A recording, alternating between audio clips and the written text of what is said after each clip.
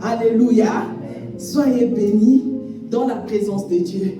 Nous avons été bénis. Sois béni, notre frère Fofo. Que Dieu te bénisse. Alléluia. Nous entrons dans une nouvelle ère. Qui est d'accord avec moi? Ah, vous ne remarquez pas les changements de la compassion Zurich. Non, vous ne suivez pas les mouvements. Non. Si tu suis les mouvements, tu vas voir que c'est un dimanche spécial. Parce que quelque chose de nouveau est né. Alléluia. Hey, maman, comment vous êtes comme ça? Hein? Pour la première fois, on a un homme. Amen. À la chair de la compassion Zurich. Waouh.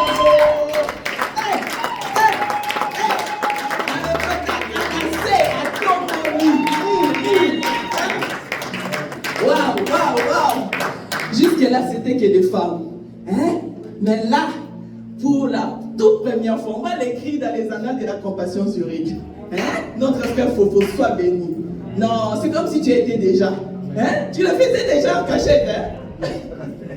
En tout cas, sois béni. Il nous a amenés dans la présence de Dieu. Alléluia. Soyez bénis. Que Dieu continue à nous faire ses biens, à nous multiplier en fait. Alléluia. L'objectif est que nous soyons multipliés. Et nous croyons à ces dieux. Voilà pourquoi nous persévérons. Voilà pourquoi nous continuons à travailler. Nous continuons à nous consacrer et à nous mettre à part. Alléluia. Alors je vais me ressaisir pour que nous commencions le message d'aujourd'hui. Je demanderai de nous tenir debout. On va commencer par les 2 versets de base de notre message d'aujourd'hui. C'est dans la première lecture, ça sera en Apocalypse 1, des 4 à 6. Et le deuxième, ça sera à Philémon, de 1. Philémon 1, il y a seulement un seul livre de Philémon, donc de 8 à 17. Alors, nous allons les lire. Quelqu'un est dispo? Nous voulons tous participer dans ces cultes. Alléluia. Moi, je vais lire la première lecture et la deuxième. Quelqu'un d'autre pourrait déjà enchaîner. Alors, Apocalypse 1, 4 à 6. Jean aux 7 églises qui sont en Asie. Que la grâce et la paix vous soient données de la part de celui qui est, qui était et qui vient. Et de la part de 7 esprits qui sont devant son trône. Et de la part de Jésus-Christ, le témoin fidèle, le premier-né des morts et le prince de roi de la terre. Là où ça nous intéresse vraiment aujourd'hui, c'est ici. À celui qui nous aime, qui nous a délivrés de nos péchés par son sang, et qui a fait de nous un royaume de sacrificateurs pour Dieu son Père. À lui soit la gloire et la puissance au siècle de siècles. Amen. Amen. Qu'une autre personne nous lise Philémon. Philémon 8, hein? 8 à combien? À 8 à 17. C'est pourquoi, je vais dans Jésus, c'est pourquoi, bien que j'ai en Christ beaucoup de liberté pour te prescrire ce qui convient, j'aime mieux te prier au nom de l'amour tel que je suis, moi Paul, un vieillard, et de plus maintenant prisonnier pour Jésus-Christ. Pour Jésus-Christ, je te prie pour mon enfant que j'ai engendré dans les chaînes Onésime. Autrefois, il t'a été inutile, mais maintenant, il te sera bien utile à toi comme à moi. Pasteur, on peut encore répéter les 10 et les 11 avec vraiment force, avec assurance. Je te prie pour mon enfant que j'ai engendré dans les chaînes Onésime. Autrefois, il t'a été inutile, mais maintenant, il te sera bien utile à toi comme à moi. Amen. Acclamons pour la parole de Dieu. Alléluia. Et prenez place. Oh yes. Je te prie pour mon enfant que j'ai engendré, étant dans les chaînes Onésime, qui autrefois t'a été inutile, mais qui maintenant Dis maintenant. Est utile à toi et à moi. Tu vas dire, je suis utile à mon maître. Alléluia. Qui est d'accord avec ça? Alléluia. Vous savez, le premier verset, la première lecture, nous l'avons lu. Nous voyons comment la Bible nous montre l'amour de Jésus pour nous. La Bible dit, à celui qui nous a aimés, délivrés. Regardez, je ne suis pas forte en français, en grammaire, tout, mais le peu que je sais, ça m'a permis de comprendre cette phrase. Aimer, délivrer. D'abord, aimer, point. Délivrer. Et ça vient un E de conjonction. Le E là qui relie des actions dans une phrase. Amen.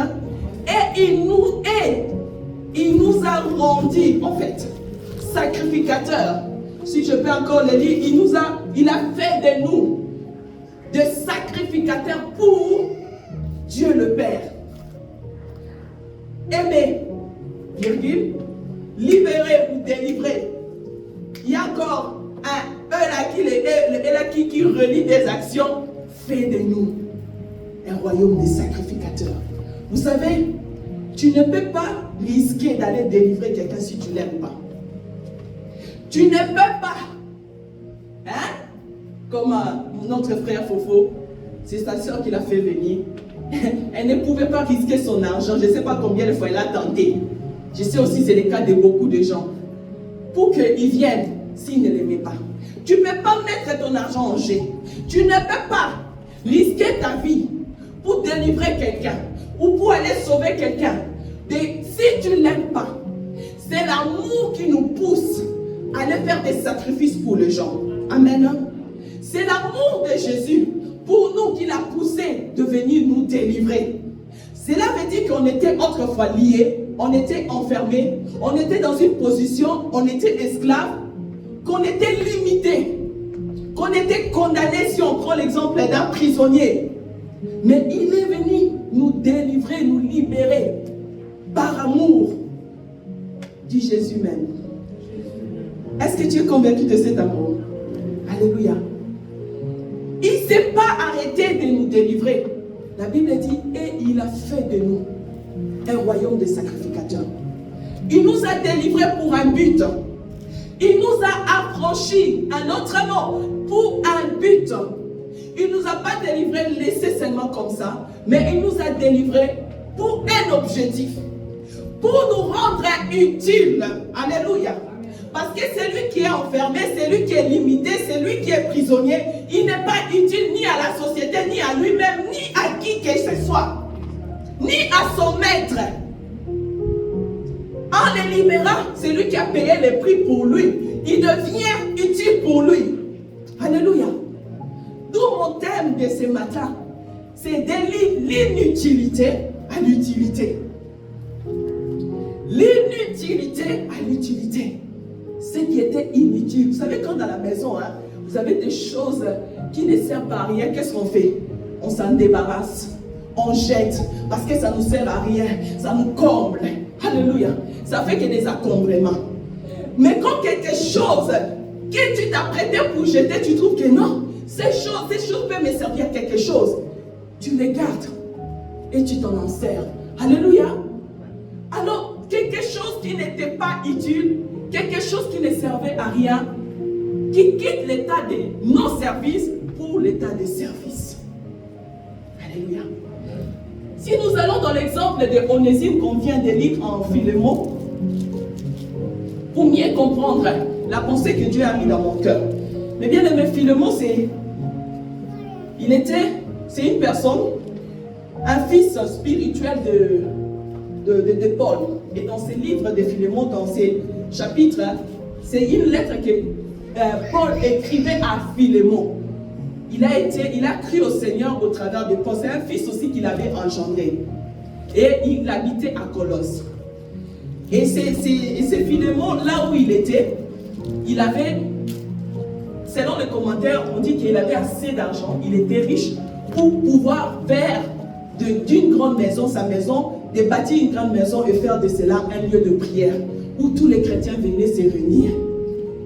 Et Onésime était son esclave.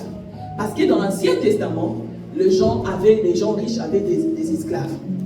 Et Onésime était aussi un de fils spirituels que Paul a engendré dans la foi, mais qui auparavant, il était l'esclave de Philémon. Alors, pendant que Paul était à Rome, parce qu'il a été transféré de la prison de Jérusalem, parce qu'il a réclamé lui-même d'aller à Rome, c'est là où Paul avait rencontré Onésime. Pourquoi Onésime n'était pas c'est son maître? Parce que Onésime avait volé à son maître l'argent.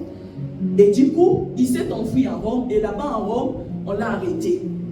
En l'arrêtant, on ne sait pas pourquoi, sûrement en voyant un esclave circuler sans son maître, et tout, on l'a arrêté. Il s'est retrouvé avec Paul en prison. En prison là-bas, Paul, comme il est l'évangéliste, c'est lui qui annonce la bonne nouvelle. Peu importe le lieu, peu importe le temps, lui-même l'a dit, prêche la bonne nouvelle. Il a prêché la bonne nouvelle à Onésime et Onésime a accepté Jésus-Christ comme Seigneur et Sauveur. Et sûrement le temps que Onésime devait passer en prison s'écroulait, il devait sortir. Paul écrivait maintenant une lettre de demande, de requête auprès de son fils Philémon qui était à Colès, de recevoir Onésime, de les recevoir non plus comme un esclave, mais de les recevoir comme un frère. Il disait que si autrefois il était inutile, mais aujourd'hui il est devenu utile à toi et à moi. Il était inutile, pourquoi? Parce qu'il était sans Christ avant la prison. Amen. Il était sans Christ. Il était un esclave. Vous savez, les esclaves, ils n'avaient pas d'importance aux yeux de leur maître. Le maître pouvait les vendre quand il voulait. Il travaillait au compte, à l'héritage de son maître, en fait au compte de son maître, et lui n'avait pas de part. Il était inutile déjà de son statut d'esclave.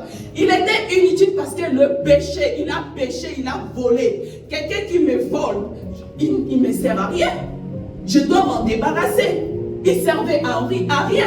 Mais lui, de lui-même, il s'est enfoui. Et Paul disait, si auparavant il était inutile, maintenant il est devenu inutile parce qu'il a reçu Jésus. Reçois-le comme un frère dans la foi. Mais bien aimé, l'état d'Onésime a changé de l'inutilité à l'utilité. Alors que le nom d'Onésime, de son origine, sa signification c'est utile. Quand on dit quelque chose utile, c'est quelque chose qui renferme des potentiels, des ressources, n'est-ce pas? C'est quelque chose qui peut servir à quelque chose. Une personne qui a un regard, je regarde maman Niamé, elle a des potentiels de chanter, d'adorer Dieu. Je regarde papa Kiss, il a des potentiels. Je sais dire, je peux voir par ton quotidien, je vois tes potentiels. Je regarde maman Dorcas, elle a le potentiel d'intercéder. Donc elle sert, vous servez à quelque chose. Parce que Dieu nous avait créé déjà au départ utile. Amen. Quand il a dit créons l'homme à notre image et à notre ressemblance pour que Niger il puisse dominer sur tout ce qu'on a créé. Donc Dieu créait l'homme pour un objectif, pour qu'il soit utile, pour qu'il gère. Donc déjà de ta création, de ta naissance, tu es né. En fait, pas de ta naissance parce qu'on est né pécheurs. Déjà quand Dieu t'avait créé, quand il avait eu le projet de te créer, tu étais utile. Mais c'est le péché d'Adam et Ève qui est entré en nous et qui nous a rendus inutiles. Amen. C'est le péché qui nous a limités, qui nous a condamnés et qui nous a rendus inutiles. De la même façon, Onésime, il était sans Christ. Il était inutile parce qu'il était sous la malédiction du péché.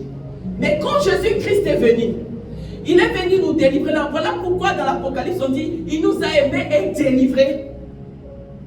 Et fait de nous des royaumes des sacrificateurs. Donc il nous a repositionnés. dans la position qu'on avait avant, dans l'état d'utilité. C'est-à-dire, quand avant tu étais inutile, aujourd'hui, autrefois, tu es utile. Dans l'Éphésiens 2, 1 jusqu'à 11, on ne lit pas tout, mais la pensée de Paul est qui dit, autrefois, nous qui étions morts par nos offenses, dans nos péchés, on était morts. On était sans Christ, privés de choses de Dieu. Alléluia. On marchait comme les autres, comme le fils de ce monde. L'esprit de rébellion était aussi à nous. Donc on marchait selon le péché. Mais Jésus, Dieu dans sa miséricorde, il nous a aimés et il nous a ressuscités avec lui. Donc en acceptant Jésus comme Seigneur et Sauveur, tu es mort avec lui et ressuscité de nouveautés de vie. Mais bien aimé, si on dit autrefois tu étais mort, qu'est-ce qu'un mort peut servir au monde? Le péché allait jusqu'au point de nous rendre morts, inutiles, pas seulement inutiles, mais morts, on ne peut rien faire. Mais bien aimé, quand quelqu'un est mort, on prend son corps qu'on appelle la dépouille. Excusez-moi, c'est pas manquer de respect aux morts. Où est-ce qu'on amène ça? Vous savez, là on amène les dépouilles des gens. Exactement. Cimetière, on amène les dépouilles parce que ça ne nous sert plus à rien. Son âme est partie, son esprit est parti. Donc, les corps là, ça ne sert à rien. C'est comme ça que le péché a rendu l'homme étant que vivant, mais il est mort et inutile. Tu ne servais pas. Tu ne servais à rien. Onésime ne servait à rien, bien que son origine était qu'il soit, de l'origine de son nom, c'était qu'il soit utile. Mais quoi qu'il en fasse, il était inutile. Paul est allé même dire, dans Romains 7, de 15 à 25, il disait, les biens que je connais, je n'arrive pas à les faire. Mais je fais le mal que je hais. Pourquoi le péché est à moi? Le pouvoir du péché est à moi. J'ai la bonne volonté, mais je manque le pouvoir, la capacité de faire du bien. Onésime, sûrement, il avait la bonne volonté de ne pas voler son maître. Mais le péché était en lui. Moi, je suis pauvre, je suis esclave. Si je vole, je pars. Ça va m'épargner. En fait, je vais gagner plus. Sûrement, il a lutté avec ça. Paul a dit, je suis misérable. Qui me délivrera de ce corps? C'est là où il dit, gloire soit rendue à notre Seigneur par Jésus-Christ. Pourquoi? Dans Romains 8, 1, 2, il dit, maintenant, il n'y a plus de condamnation pour ceux qui sont en Christ. Vous savez pourquoi? Parce que la loi de l'esprit de vie en Jésus nous a délivrés de la loi du péché et de sa mort. Maintenant, il n'y a plus de condamnation pour ceux qui sont en Christ. Comme Onésime, il était condamné à être inutile parce qu'il n'était pas en Christ. Il avait un état où il est un état de quelqu'un d'une utilité parce qu'il n'avait pas Christ. Mais dès qu'il a connu Christ, il a reçu Christ, Paul a dit, il est devenu autrefois. Maintenant, il est devenu utile. Amen. Et il te servira à toi et à moi. Quand tu deviens utile, tu sers à quelque chose. Il n'y a plus de condamnation. Tu n'es plus condamné. Tu es devenu serviable, utilisable. Tu sers maintenant à quelque chose. Peut-être dans ta famille, tu ne pouvais rien faire. Tout ce que tu faisais, ça ne réussissait pas. Parce que tu étais inutile sans Jésus. Tu étais limité. Même quand tu avais de bonnes volontés. Mais ça finissait toujours à rien de bon. Tu ne produisais rien de bon. Même quand tu avais des potentiels en toi, le meilleur potentiel. Mais ça n'a rien servi. Tu essaies ça, ça ne marche pas. Au fait, quand tu te retrouves par terre, combien ils ont des potentiels quand tu regardes. Tu dis, cet homme, il pouvait devenir comme ça. Ou encore, tu vois, tu lui donnes de l'argent pour qu'il fasse le commerce. Mais bien aimé, l'argent finit comme ça. Maintenant, on a une autre personne, tu vois, ça réussit. Inutile parce qu'on a été limité par des liens de famille, par des condamnations, par des malédictions de famille. Tout ça parce qu'on était sans Christ. sans Christ. C'est-à-dire que tu peux faire quelque chose. Hein? Dans le monde spirituel, il te regarde. Il sait que tu ne vas pas aller loin. Alléluia. Parce qu'il sait que tu serviras à rien. Tu es inutile. Ils t'ont déjà limité un niveau là. Il sait que tu vas te débattre, tu vas faire. On sait là où il va s'arrêter. Il n'arrivera jamais loin. Il va retourner parce qu'il est inutile. On l'a déjà condamné. Mais dès que tu reçois Jésus-Christ comme Seigneur Sauveur, tu es devenu utile. Alléluia. Tu es devenu utile à ton maître. Tu es devenu utile à la société. Tu es devenu utile à ton environnement. Tu sers de nouveau à quelque chose de bien, à quelque chose de meilleur. De toi sortira. Oh, alléluia. La Bible dit, on disait à Jésus, alléluia, est-ce que quelque chose de bon pourra sortir à Nazareth? Quelque chose de bon pourrait sortir à Nazareth. Jésus de Nazareth même qu'on appelle. Mais Jésus était la preuve que quelque chose de bon pouvait sortir à Nazareth. Jésus de Nazareth. Peut-être on s'est dit à toi, est-ce que quelque chose de bon peut sortir? Mais bien aimé, moi j'étais inutile avant Jésus. Tu dois savoir aujourd'hui que tu es en Jésus. Tu dois être conscient de ces changements, de ton statut, de ton état.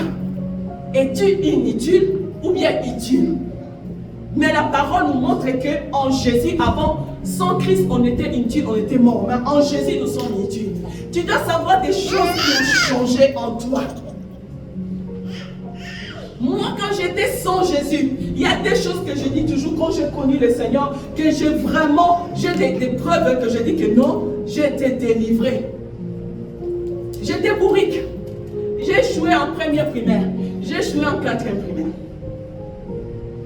C'est en quatrième primaire, quand j'ai connu le Seigneur, quand j'ai redoublé, c'est là où je commençais à être parmi les 2 premiers de la classe.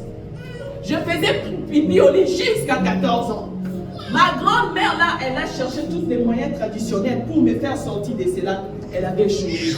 Mais dès que j'ai connu le Seigneur à 14 ans, ce sont les 2 choses qui sont les preuves, je dis toujours, le signe de ma délivrance. Que je suis plus condamné. Alléluia. Je bénis Dieu pour cela. Je ne sais pas quels sont les signes de ta vie qui montrent. Onésime, il était un voleur avant. Il était un esclave. Quand il a reçu Jésus, Paul les renvoie pour lui dire que ne le reçoit plus comme un esclave, il reçoit-lui comme un frère. Il devient utile, c'est-à-dire qu'il ne va plus te voler. Parce qu'en te volant, il était inutile. Il y a un témoignage, il y a des signes qui prouvent que tu es devenu utile. Donc en Jésus, nous sommes devenus utiles pour notre maître. Nous sommes devenus utiles pour le servir. Alléluia. La Bible dit que si quelqu'un, dans 2 Timothée 2:21, dit si donc quelqu'un se purifie, se conserve de toutes ces choses et se sanctifie, sera un vase d'honneur et utile à son maître pour toutes les bonnes œuvres. Je veux que tu mettes dans ton esprit que tu es utile. Si autrefois tu ne l'étais pas, parce que ta vie d'ancien t'est condamnée, mais en Jésus, tu es devenu utile. Capable de produire de bonnes œuvres. Nous sommes recréés en Christ pour des œuvres qu'il a préparées d'avance. Alléluia. De toi sortira des choses qui étonneront le monde. Parce que dans toi, il y a des potentiels et des capacités. Et tu pourras tout passer. Celui qui est en toi, c'est lui qui te fortifie. Du coup, tu n'es plus limité pour dire que je n'ose pas. Je ne sais pas. Oui, tu ne peux pas savoir quelque chose, mais tu peux apprendre et le faire. Amen. Alors, nous avons été recréés, sauvés pour un but. Tu n'as pas été sauvé, délivré pour rester comme ça. C'est pour un but, c'est lui d'être utile à ton maître. Alors, je ne sais pas. Puisque nous sommes des sacrificateurs dans le royaume de Dieu, c'est-à-dire que nous servons dans son palais. Et dans son palais, tout le monde est en service. Tout le monde est en service. Mais pour que tu te mets en service, tu dois d'abord savoir que tu es utile. Tu dois d'abord toi-même être conscient. Je peux porter quelque chose. Je peux servir à quelque chose. Je veux que tu répètes avec moi pour que tu te réveilles un peu. Crie un cri vraiment très fort. Dis, je suis utile à mon maître. Dis à ton frère ou à ta soeur, celle qui est proche de toi, dis-lui que je suis utile à mon maître. Je ne suis plus inutile. Maintenant là en Jésus, il n'y a plus aucune condamnation dans ma vie. Je suis libre pour être utile. Alléluia. Alors comme tout le monde dans le palais de Dieu sert, qu'est-ce qu'on attend dans le palais de Dieu? Qui sait? Quels sont les sons qui retentissent dans la maison de Dieu? Alléluia. Amen. La louange. Dans son palais, tout s'écrit. Dans son palais, tout s'écrit. Non, jetez vos couronnes. Quittez vos trônes. Même les 24 vieillards, ils laissent leur trône, ils jettent leurs couronnes, ils se lèvent, ils se prosternent pour servir ces dieux-là. Alors nous allons le dire comme les gens libres et affranchis. 3 fois et 3e fois, on le dit comme on dit. Dans son palais, tout s'écrit. Dans son palais, tout s'écrit. Dans son palais, tout s'écrit. Gloire, gloire, gloire, gloire. Alléluia. Alléluia. Gloire au Seigneur. Gloire au Seigneur. Alors il a fait de nous le royaume des sacrificateurs. Il a fait de toi un serviteur, un servant de Dieu. Ne dis pas parce que je ne sais pas prêcher ou quoi que ce soit. C'est qui un sacrificateur de Dieu? Dans la Bible, on nous montre comment le sacrificateur était opérationnel dans le temple. La Bible nous montre dans Exode 28, quand Dieu avait demandé à Moïse de le construire un tabernacle pour qu'il vienne rester au milieu de son peuple. Il avait dit à Moïse de mettre pour lui Aaron, qui était le frère de Moïse, et sa famille, et ses fils, et même la tribu, parce qu'Aaron il était de la tribu de Juda, de Lévi. Il a dit, mets-lui à côté au service de sacerdoce. Alléluia. Le sacerdoce qui veut dire sacrifier, offert à Dieu. Alléluia. Il avait choisi. Ce sont des personnes établies dans le temple, dans les tabernacles, pour offrir des sacrifices à Dieu en faveur des hommes et de faire des rituels de sanctification, de purification. Dieu lui-même avait choisi Aaron et sa tribu. C'était seulement de la tribu de Lévi. Et selon l'hierarchie de la sacrificature des sacerdoces, il devait avoir un souverain sacrificateur qui était Aaron le premier, qui rentrait dans le lieu très saint, une fois par an, avec le sacrifice, le sang, en faveur de peuple, où il intercédait, où il implorait la miséricorde de Dieu, une fois par an. Et cela se faisait, il y avait toujours le changement des sacrificateurs selon les générations, tout ça.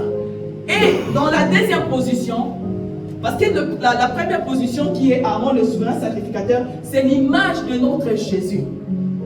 Dans la nouvelle alliance, nous avons eu aussi notre sacrificateur, c'est Jésus. Il est venu s'est donné pour nous, il s'est livré lui-même, il s'est présenté devant Dieu dans le sanctuaire qui est en haut, et tant que sacrificateur, souverain sacrificateur, et tant que sacrifice aussi, il a présenté son sang. La Bible dit, le sacerdoce de Jésus est continuel, il ne sera jamais remplacé. En entrant dans le lieu saint, il a laissé la porte ouverte pour tous ceux qui sont en Christ, alléluia, d'y accéder,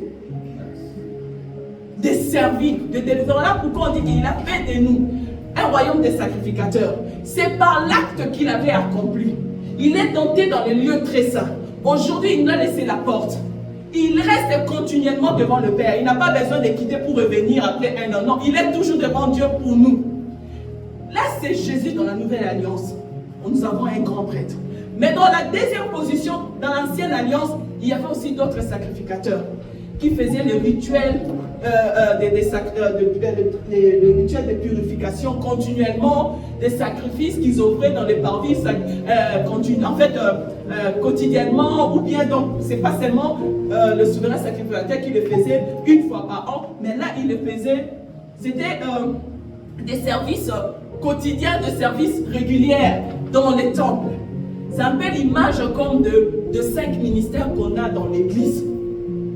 Qui connaît les 5 ministères qu'on a dans l'église? Dont la Bible dit, c'est pour l'édification du corps du Christ. Qui connaît? Pasteur? Non. Toi, tu es pasteur. Nous sommes à l'école. Mais lui, il est pasteur parce qu'il a appris ça. Marie-Josée, s'il te plaît, tu peux nous dire les 5 ministères?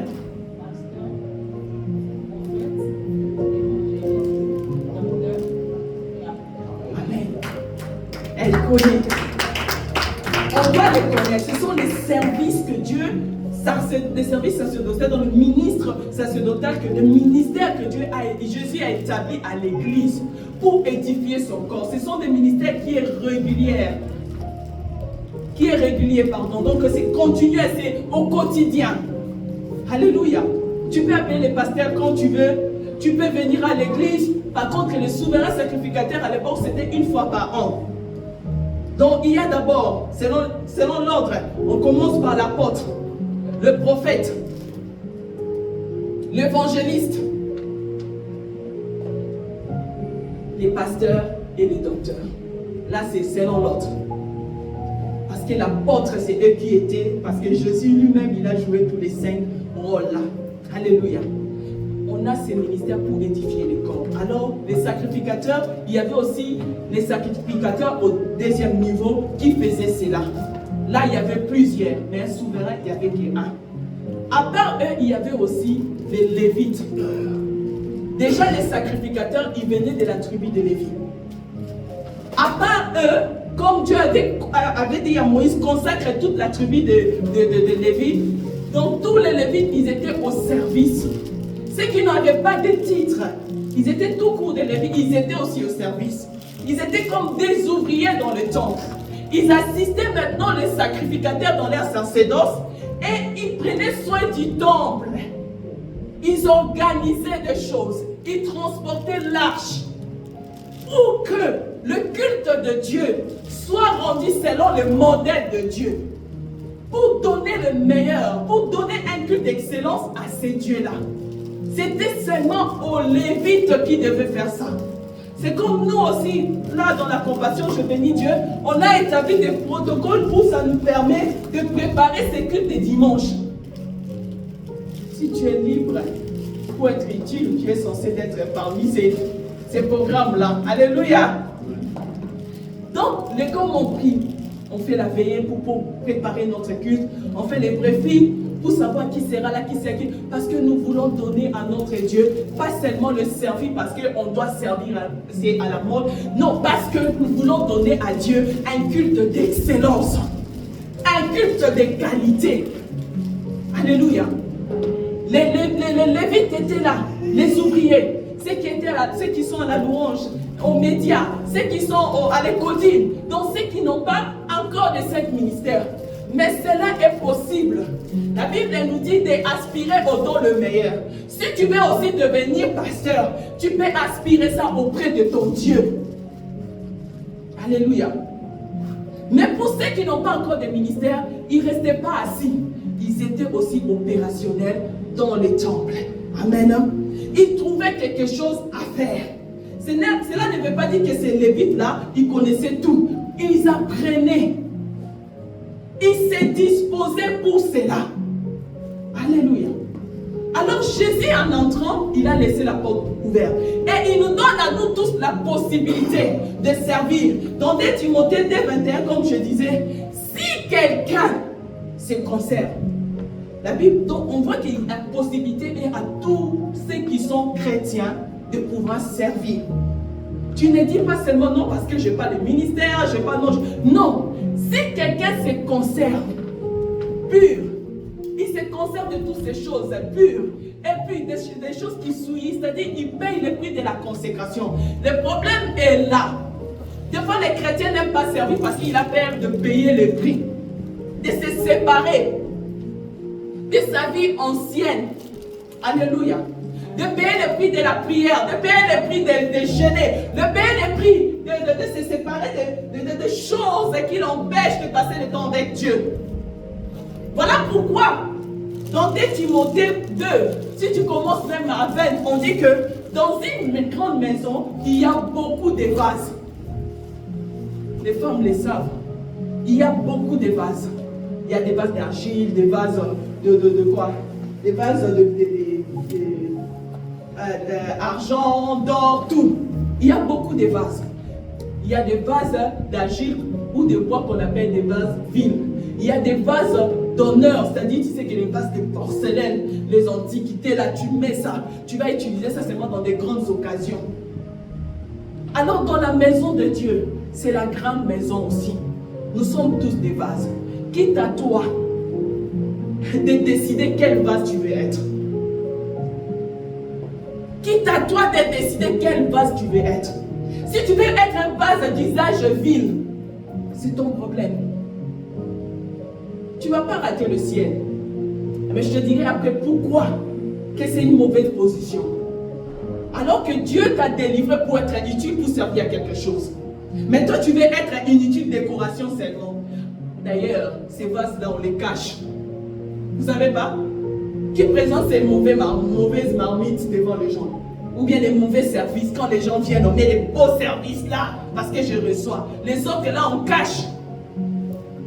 C'est ta décision de prendre pour que tu sois ces vases que Dieu utilise, les vases qui servent à ton maître. Mais bien aimé, Onésime, quand il a rencontré Paul et il a reçu Jésus en prison, alléluia. Paul, Onésime qui était en fait de la signification de son nom utile, mais qui n'était pas dans son quotidien utile, en réalité utile était inutile. Quand il a raconté Paul, il a reçu le Seigneur, Paul a dit il est devenu utile. Paul n'a pas gardé avec lui. Qu'est-ce que Paul a fait? Il lui a renvoyé sur les terrains. Puisque tu es devenu utile, tu dois aller au terrain. Puisque tu as été libéré, va au terrain. Va me montrer maintenant ce que tu es capable de faire. Va maintenant montrer ce que Dieu a mis à toi. Va maintenant déployer les talents, les potentiels que tu as. Tu ne peux pas rester avec moi. Paul a dit, j'aimerais bien les garder avec moi parce que là aussi, il m'est utile. Mais je préférais te le retourner. Aussi, c'était aussi pour qu'il y ait un témoignage de ce qu'était Onésime avant et ce qui est devenu Onésime maintenant. Tu ne peux pas raconter l'homme de Galilée, l'homme de la croix et Jésus, et tu restes le même. Il doit avoir un Rachel avant la croix, un Rachel après la croix. Et c'est sur le terrain où tu étais avant qu'on doit témoigner. Réellement, il y a des changements. Si tu changes de terrain, les gens là ne te connaissaient pas avant. Si tu volais, si personne ne connaît, va là où tu étais avant. C'est à elle de témoigner si réellement tu as changé. Paul l'a renvoyé pour qu'il soit utile, pas pour qu'il reste sans rien faire. Retourne maintenant. Parce que cette fois-ci, tu ne serviras plus comme un esclave, mais tu serviras comme un fils du royaume. Tu serviras pour ton héritage. Tu serviras pour notre Seigneur. Parce que Paul il dit encore ceci que, alléluia, que tu sois maître, chef, que tu sois esclave, que tu sois serviteur, nous tous nous avons un seul Dieu, un seul maître à qui nous allons rendre compte. Du coup, si Onésime retournait et qu'il volait encore, il ne rendra pas compte à Philémon son maître, mais à notre Seigneur Jésus-Christ. Alléluia. Alléluia. Dans le Matthieu 20, 30 à 7, écoutez ce que Jésus disait par rapport aux ouvriers du dernier ère. Il disait qu'il y a une maître de la maison qui sortait en cours de route pour aller louer les ouvriers afin de les envoyer sur sa vie. En cours de route, il a trouvé des ouvriers. Il n'est pas allé chercher des ouvriers qui sont des personnes qui sont enfermées. Il n'était pas allé en prison. Il était allé en cours de route, en chemin, là où il y a des gens libres. Et il a recruté des ouvriers selon de différentes heures.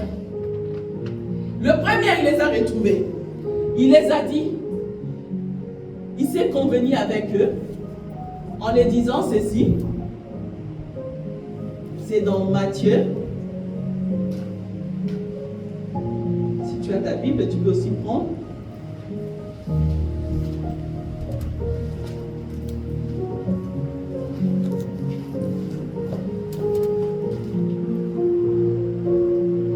C'est dans Matthieu 20, de 3 à 7.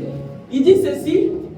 Il dit au premier, il dit, car le royaume de cieux, non, il dit, je commence à 2, il convient avec eux 2 derniers par jour.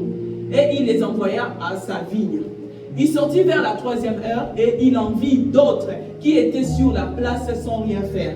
Il leur dit, allez aussi à ma vigne et je vous donnerai ce qui sera raisonnable. Il les a trouvés sur la place sans rien faire. Ils étaient là. C'était déjà des hommes libres, en route, mais ils sont là sans rien faire. Parce que s'ils étaient en prison, ils allaient être enfermés, mais ils étaient libres. Il les a dit, allez aussi. Il les a invités d'aller dans sa vigne. Il continue, la Bible dit, et ils allèrent. Il sortit de nouveau vers la 6e heure et vers la 9e, et il fit de même. Étant sorti vers la 11e heure, il en trouva d'autres qui étaient sur la place. Et il leur dit, pourquoi vous tenez-vous ici toute la journée sans rien faire? Pourquoi? Pourquoi? C'est Jésus qui te dit aujourd'hui. Pourquoi? Je t'ai libéré, tu es libre. Dieu maintenant et tu sers à quelque chose.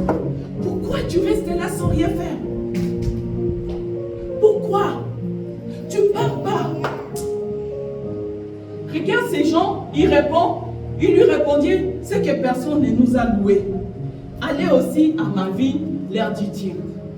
Il donne une raison en disant que personne ne les a loués, personne ne les a recommandés, personne ne les a envoyés. Maman t'a m'a rien dit, maman Rachel m'a rien dit, j'ai pas eu de songe, j'ai pas eu de vision, nanana, des raisons de prétexte tout possible pour défendre ta position, de ne rien faire. Alléluia. De ne rien faire. De rester sans rien faire. Pourquoi tu veux rester dans la position d'inutilité alors que tu es devenu utile? Même dans ta vie personnelle, tu n'oses pas faire des choses. Tu donnes toujours des raisons, de prétextes. Je ne saurais pas faire. Non. Je ne sais pas qu'est-ce que j'ai déjà dit dans ma vie que je ne sais pas. Je ne peux pas faire. Moi, je peux tout faire. Je peux tout par celui qui me fortifie. Je ne sais pas faire. Je ne peux pas savoir faire quelque chose. Mais je peux faire si on m'apprend. Dernièrement, maman Esther m'a demandé un service. Mais maman Rachel, tu peux me faire si c'est une salade, si c'est sésame, si c'est... Les mots déjà là, je ne connais même pas, c'est pas mon point fort. Je dis, maman Esther, je ne connais pas. Mais tu sais, si tu me montres, je vais le faire. Alléluia. Si tu me montres, je vais le faire. Je vous dis franchement, je servis Dieu dans la liberté vraiment de beaucoup de départements. Il y a des choses que j'ai appris en servant. Parce que je me suis quoi? Disposé. Je ne suis pas resté là. Après avoir été délivré, quand j'ai connu le Seigneur, j'ai commencé, je crois, d'abord au protocole. J'étais à l'équipe des enfants dans le département de la jeunesse. Et puis on faisait des fois des protocoles, des retraites de la jeunesse. Et après, je suis entré à l'intercession. Mais quand je suis venu en Europe, on nous avait prêché les chrétiens de l'Europe. C'est ici en Europe que j'ai appris à servir Dieu, je vous dis. Et pas aussi à n'importe quelle Europe, en Suisse. Là où on dit que c'est difficile, c'est comme ça. C'est ici que moi j'ai appris à servir. C'était pas facile, dans des vents épais marins. Donc j'ai appris ici, au point même que mon troisième enfant, donc ma fille, quand j'étais grosse et que je cherchais à savoir c'était quel sexe elle était ici, elle devait être une fille ou un garçon, le médecin n'arrivait pas, on dit qu'elle cachait. Et comme j'avais des garçons avant, le médecin me disait que sûrement ce serait un garçon. Mais moi je n'étais pas convaincue. Et pendant cette période-là, je suivais, comme je dis, j'ai appris ici et je cherchais. Moi, je n'ai pas appris d'une école dans une église où on vous apprend. Non, je cherchais de moi-même. Je servais dans l'église. Je donnais, je regardais ce que je peux faire, je faisais. Quand je ne savais pas, j'apprenais et j'écoutais. Je suivais les enseignements des autres hommes de Dieu que je considère, en fait, parce que je ne vais pas suivre tous les hommes de Dieu, je dois les connaître. Comme le pasteur Ivan Castano, à l'époque, il donnait les enseignements comment servir Dieu. Je suivais les enseignements pendant que j'étais enceinte de ma fille. C'est là où, quand je finis ça, je fais un songe, on me disait, puisque tu as suivi maintenant, tu sais comment servir, tu vas améliorer ta façon de servir.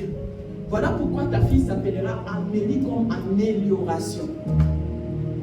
Alors que le médecin ne savait pas encore les sexes. Et quand je suis partie, je dis à mon médecin, il dit non, c'est un garçon. Ah, non. Moi, je dis, les éléments commençaient à montrer que ça va être un garçon. Parce qu'avec les garçons, c'était des gros bébés là. Et avec les enfants, on sait différencier leur bassin. Hein. Les filles, ils ont des petits bassins. Et dit, ah, je vois qu'il est toujours en bas des 4 kilos. Donc, moi, je te dis, c'est une vie. Et c'est comme ça que c'était aussi une vie.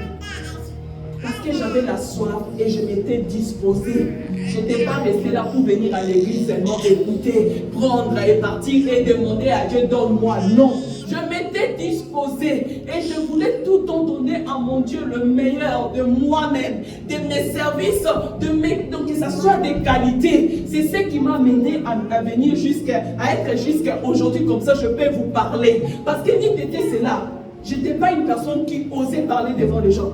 Je peux bien concevoir quelque chose en secret avec Dieu et tout. Mais quand j'arrive, la foule commence à me frustrer, à me mettre d'où comme on dit. Mais au fur et à mesure, modération, intercession, toutes ces choses. Pourquoi je m'étais disposée, je ne suis pas restée là. Mon bien-aimé, je vais te donner 3 points pour finir qui va te motiver à ne pas rester dans l'état d'inutilité parce que tu n'es plus en Jésus. À moins que tu n'as pas reçu Jésus comme Seigneur et Sauveur. Alléluia. Il y a 3 points que je vais nous donner pour nous motiver à se rendre utile en fait. À servir à quelque chose. Même dans ta famille, même au travail. Je ne parle pas seulement dans l'église. Je parle aussi dans ton lieu de travail. Tu dois devenir quelqu'un quand on te voit, on dit que celle-là, tu donnes aux gens la joie. Alléluia, il peut témoigner que le royaume de Dieu existe. Où est-ce qu'Onésime avait volé? Chez son maître. Mais il est retourné pour que là-bas encore chez son maître qu'il soit utile. Alléluia. Les 3 points que je vais nous donner, le premier, c'est servir te permet de découvrir et de mettre tes potentiels en exercice, d'être habile pour les exploiter.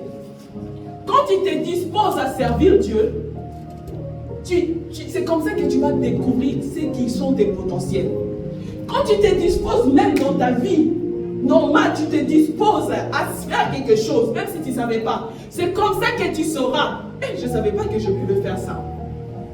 Et ça te permet d'être à l'exercice, dans l'habilité. Ça te permet d'exploiter.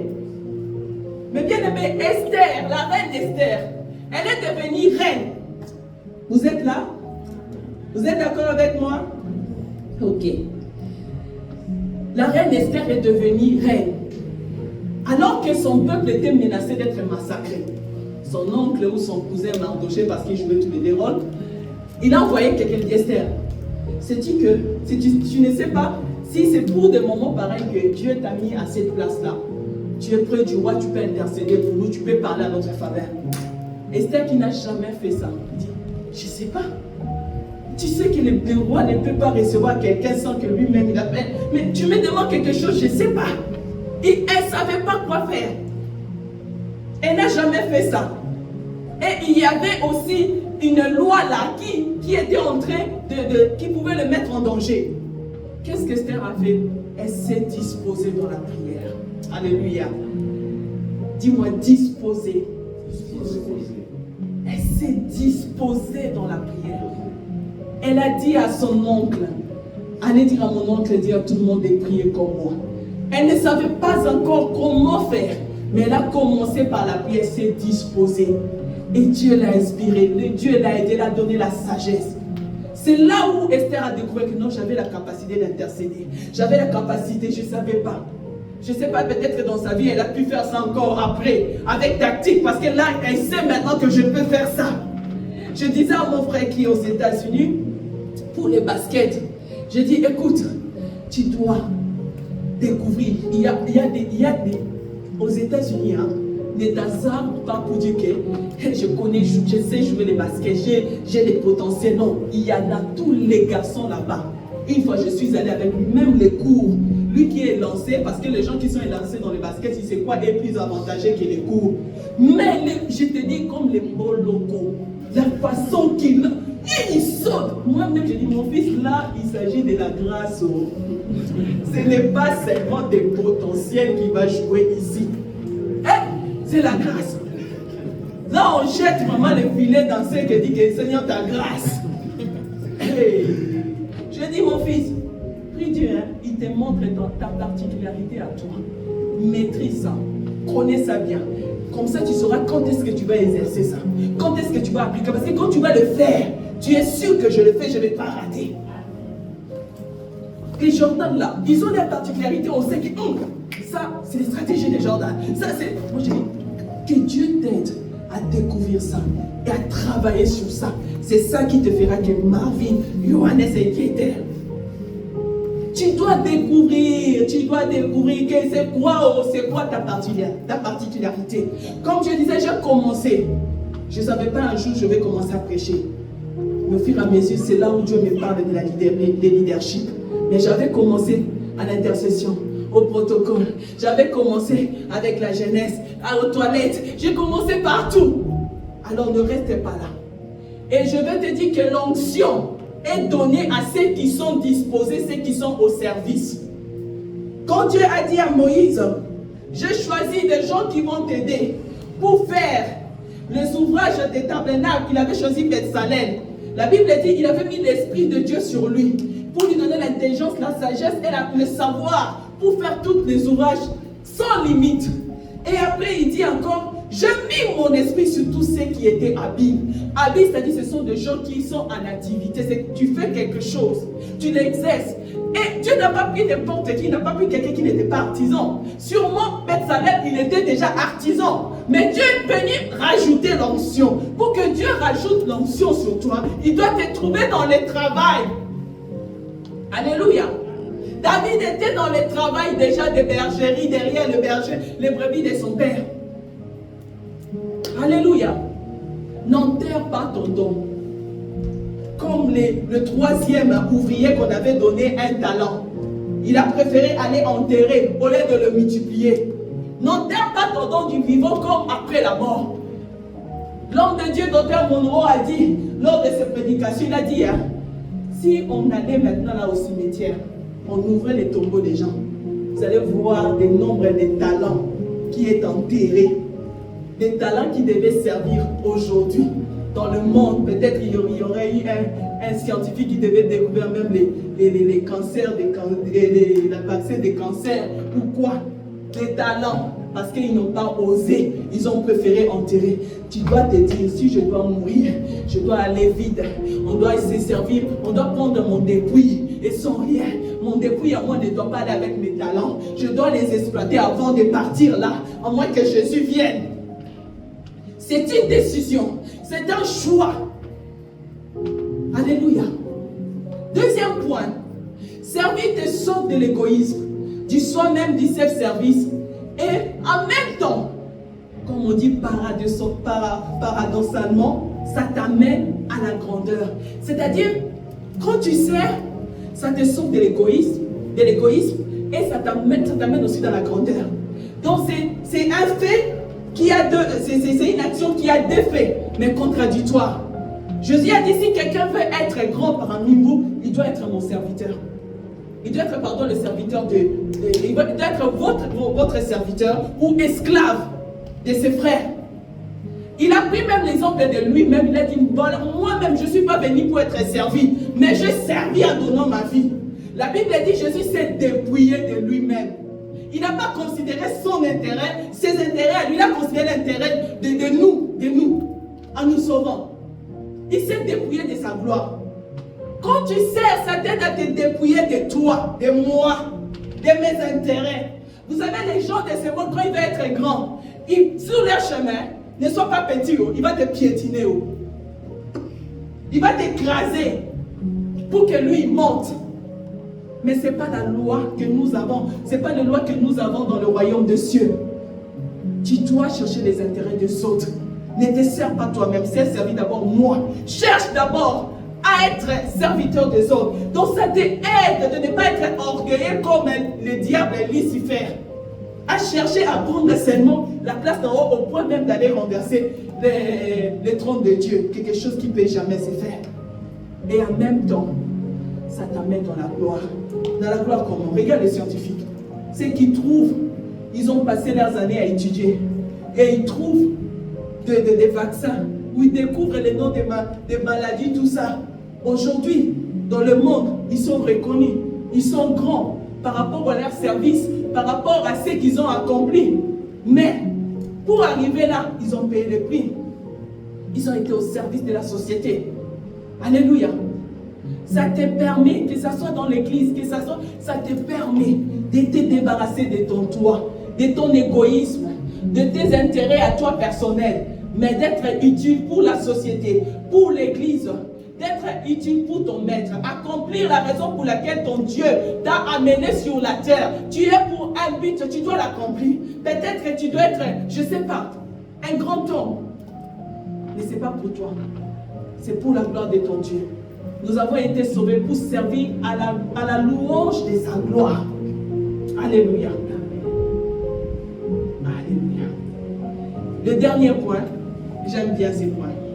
Servir Dieu ou dans le royaume des cieux. Là, je vais parler du royaume des cieux.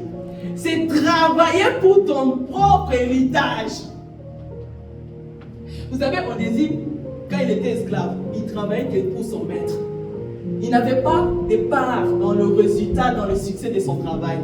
Non, c'était pour son maître et pour sa descendance.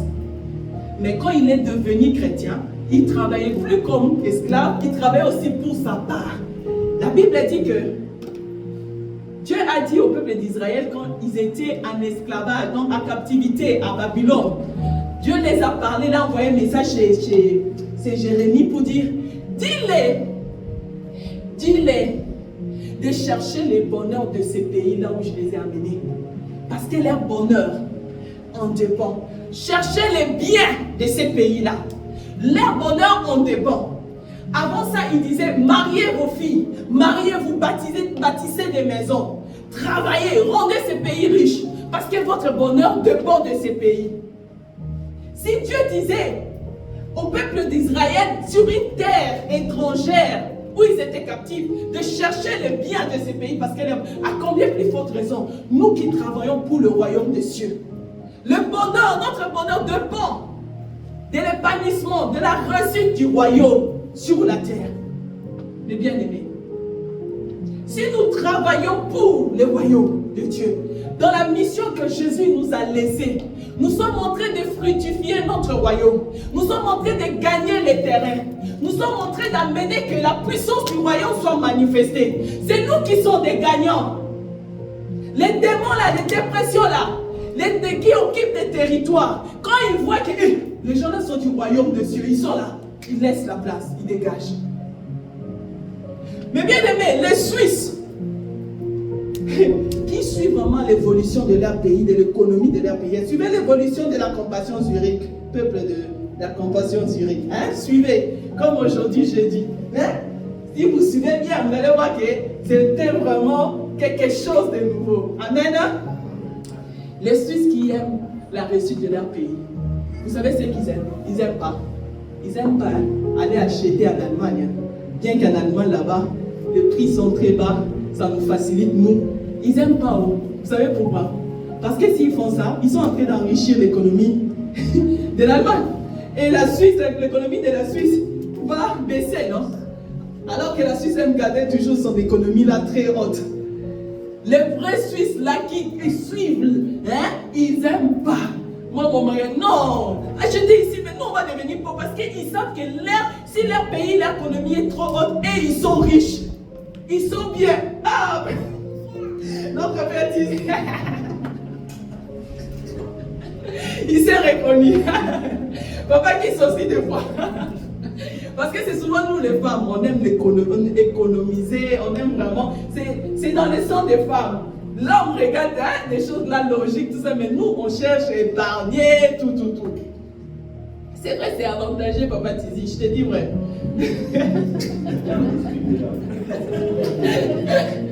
Je sais que on doit travailler pour l'épanouissement du royaume des cieux ici en Suisse aussi. C'est nous qui serons avantagés, nos enfants seront avantagés. Abraham ne savait pas, alors qu'il donnait la dîme à Melchisedec. Vous les connaissez? Papa Christ, tu connais? Hein? Vous ne connaissez pas cet homme-là? Ni père ni mère. Les grands prêtres et les souverains, le premier grand sacrificateur. C'est lui qui a apparu à Abraham, alors que la loi de Moïse n'existait pas encore. Abraham a gagné des batailles et tout. Il s'est enrichi. Abraham était le plus grand en cette époque-là. Il n'y avait pas plus grand qu'Abraham. Abraham avait la dîme entre ses mains. Et Dieu a fait susciter Melchisedec. On dit que c'est Jésus, ni père ni mère, les grands prêtres. Et il est venu avec les sangs et le vin et le pain. En venant, et Abraham a donné la dîme. C'était pour la première fois. Et Moïse n'était pas même pas né. Alors que, pendant qu'Abraham donnait, il avait un descendant qui est venu après, qu'on appelle Lévi. C'est qu'on appelle les Lévites là. Ils sont devenus les sacrificateurs qui perçoivent maintenant la dîme sur leurs frères israélites. Alors qu'Abraham avait donné ça sans les savoir. Quand tu sers dans le royaume, tu es en train de travailler sur l'héritage de tes enfants, de tes descendants. Tu es en train de les multiplier. Alors, ce sont des 3 points que je tenais à nous partager pour nous motiver. Nous motiver vraiment à servir, à être utile en fait. Comme je dis, ce n'est pas seulement ici. C'est partout où tu es, présente le royaume. Présente qui tu es. Tu es ambassadrice ou ambassadeur du royaume. Alléluia. Multiplie ton royaume dans le service que tu as accompli. Tu rends un service à quelqu'un. Il demande, moi des fois, il m'est arrivé, je n'ai pas payé quelque chose au micro, je suis retourné pour payer. Il me dit, il n'y a pas beaucoup de gens qui font ça. Hein. J'ai trouvé une carte de quelqu'un oublié. Les gens s'étonnent. Mais oui, il n'y a pas beaucoup de gens qui font ça. On doit les présenter qu'il y a un royaume. Alléluia, qui existe sur la terre. Et cela, ça vaut dans beaucoup de choses. Alors, c'est que Dieu avait mis à mon cœur, c'est ça mes bien-aimés. Pourquoi j'ai voulu nous partager? Vous savez, il y a 2 jours, il est passé vendredi ici, l'autre vendredi, quand on était à la veillée, Dieu m'a mis vraiment à cœur de cette pensée pendant que je préparais ces messages pour nous dire que nous sommes entrés dans une période d'apprentissage de l'école du Saint-Esprit où l'Esprit de Dieu a répandu son onction pour que nous puissions apprendre à toutes choses comment servir Dieu, comment lui donner le meilleur de nous-mêmes. Et cela se fera avec les gens qui se disposent. C'est ta soif à toi, c'est ça le vase que tu disposes. Alléluia. Et il dit que la façon qu'on va apprendre avec une grande vitesse, qu'on double les doubles onctions que Élisée avait reçues d'Élie. Élisée a reçu double de ce qu'Élie avait. Mais seulement on doit se disposer. Il y a le ciel ouvert. Vous n'étiez pas là. Quand je vois Fofo, la façon qu'il conduit, je l'ai vu comment il a commencé à la veiller. Je vis Christy, je vis Catherine, je vis Claude. Mais bien aimé, je dis Seigneur, non, tu nous étonnes. Tu sais, il prend ce qui n'a pas, des choses qui n'ont pas d'utilité avant, et ils élèvent, il les donne de valeur. Alléluia. Il est ce Dieu-là qui fait ça. La façon qu'ils sont en train d'évoluer. La Bible dit que ces gens-là qui se disposent, en fait pas la Bible, excusez-moi, c'est que l'Esprit de Dieu met dans mon cœur, ils vont dépasser. On risque de dire que qu'est-ce qui s'est passé dans leur vie. Mais je ne veux pas que tu rates cette saison. Je ne veux pas que tu rates. Pour que tu viennes après, tu dis, mais nous aussi on avait commencé ensemble avec eux, non? Pourquoi nous pas? Dispose-toi. Dispose-toi. Dispose-toi. C'est une école. Personne ne connaît mieux. Maman t'a dit souvent, elle n'a jamais été pasteur avant. Moi non plus, j'ai servi. Mais j'ai servi avec tes. Donc tu veux être utile pour ton Dieu. Tu essaies tout. Je ne connais pas des protocoles comme ça. On est en train d'apprendre. Gloire à Dieu, dans la compassion, il y a des protocoles qui ont déjà été établis par notre père de la maison, le pasteur Marcelo. Nous suivons tous ces protocoles-là. Parce que ce sont déjà des modèles. Il y a plusieurs églises qui sont déjà établies de la compassion dans le monde entier. Qui réussissent aussi. Pourquoi pas nous? Maman Esther, pareillement. Mais bien aimés, nous tous, on est en train d'apprendre. Ne dis pas que je suis incapable. Non, comme je dis, tu sais pas, oui. Mais si tu désires, tu veux, tu le feras. Tu demandes comment ça qu'on fait, on te montrera. Alléluia. L'onction viendra sur ceux qui seront disposés et qui vont se mettre en exercice. Alléluia. L'onction de la force, de l'esprit de la force, l'esprit de courage que Paul disait à Timothée. Alléluia. Qui est d'accord avec moi? Alléluia. Qui veut se disposer? Vous savez, quand j'avais ces messages, je disais, Seigneur, mais nous, que devons-nous faire étant que responsables? Quelle est notre part? C'est là où l'Esprit m'a mené sur l'image de Moïse. Quand Dieu a dit à Moïse de ramener tous les 72 anciens devant lui pour qu'ils prennent le même esprit qui était sur lui et de le mettre sur les anciens pour qu'ils partagent, qu'ils aient la même charge. Mais bien aimé, mais moi il me disait ceci, présentez-moi les disposés, présentez-moi les assoiffés, présentez-moi, qu'on les présente, qu'on présente ceux qui sont disposés. Voilà pourquoi je disais à Maman, je finis, qu'aujourd'hui, par rapport à ces messages, si tu as été interpellé, si tu as compris vraiment que tu es libéré pour être utile, pour servir, alléluia, tu verras comment Dieu ne fera pas seulement dans ta vie ici, dans la vie des sacerdoces, mais dans ta vie aussi privée. Moi, je dis, je suis témoin de cela. Je me suis disposé à Dieu, la façon que Dieu fait dans ma vie. Si je témoigne, vous avez dit que tu exagères, je n'exagère pas. Je ne suis jamais fatigué de servir Dieu. Je dors. Il y a mon pasteur là où j'étais, il disait, toi tu dors, tu te réveilles, tu penses qu'il y a l'œuvre. Moi j'ai dit oui. C'est ça ce qui me fait vivre. Celui qui travaille à l'hôtel mange à l'hôtel. Tu mangeras. Dispose-toi. On va prier. Je vais appeler mon mandat. Tu vas dire merci à Dieu pour cette parole. Lève-toi. Si tu te sens, si ces paroles t'ont interpellé, et vous aussi qui êtes déjà, qui ont pris la décision de mettre un pied devant, qui sont plus là comme ces ouvriers étaient restés sans rien faire, mais vous avez pris la décision de vous rendre sur le terrain. Je vais appeler à tous nos bien-aimés, des Congo, de Claude, ceux qui sont déjà là, ceux qui sont en exercice de passer devant. Nous allons prier. Parce que si vous avez accepté, c'est parce que vous croyez au Dieu des pasteurs Anda, mon Dieu, au Dieu de maman Esther. Alléluia. Donc vous croyez aussi à l'onction qu'il nous a donnée. Alors je vais vous inviter, pendant que maman Esther va nous conduire avec ses chants, je suis disposé, je suis assoiffé. Que ton onction agisse en moi. Passez devant, dis merci à Dieu pour cette parole. Je te donne encore 1 minute pour lui dire merci pour cette parole et puis tu vas avancer devant. Alléluia Seigneur, nous voulons te dire merci. Merci de nous avoir parlé ce matin. Merci Père de gloire de nous avoir rappelé que nous sommes aimés, nous sommes libérés pour un but.